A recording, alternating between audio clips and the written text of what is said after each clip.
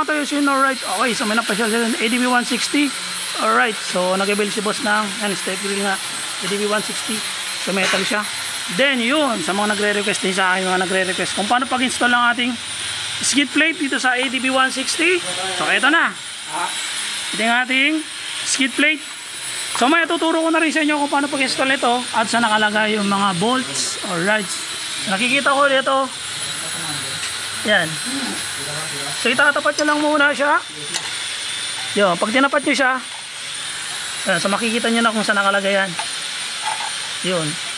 So dito kasi sa bandang kaliwa, alright, so wala siyang bolt. Ayan o. Okay, sa kabila papakita ko. Yun, so may bolt siya. Ito. Ayun o. At ilagay natin. Right, ito yung bolt niya. Yun, tapos yung isa nandito rin sa ilalim. Ayan, yan, yan. Ayan bolt niyan. Okay, yan. So yan, itatry natin. Tanggalin natin. Right, so i-install natin. Yun, so kung pag binili itong skid plate natin, yun, so wala siyang kasamang bolt. So ito, sasama na lang natin siya. Ayan, so may sila. May susukatin ko ito kung anong size na ito. Tara, i-install natin siya. Alright. Yun, alright, so na-install natin yung ating skid plate. Yan, so ganyan siya oh. Alright, so dito, yan, nakita nyo naman, yan siya nakalagay. Yan. Alright, so dito naman, yan siya. So makikita nyo naman kagad siya pag tinapat nyo nga yung skid plate. So mapapansin nyo na kagad dyan kung saan nakatapat yung pinakakuha niya. Doon yung tatanggalin natin ang bolts. Ito, tinanggal natin. Ayan. Ayan siya, nakakapit na yung ating skid plate dito sa ating ADB 160. Ayan siya. Yun, tulad kanina.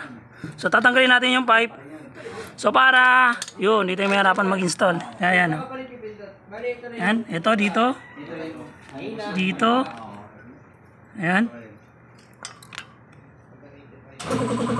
Alright. Okay, so ayan. So mapapansin nyo siya. Di ba yung stock natin wala siyang tornilyo dito? Ayan, so ito. Pag binili nyo na sa akin to, so isasama ko na to tong bolt para so di na kayo mahirapan. So kasi, ayan, walang stock dyan na nakalagay na bolt.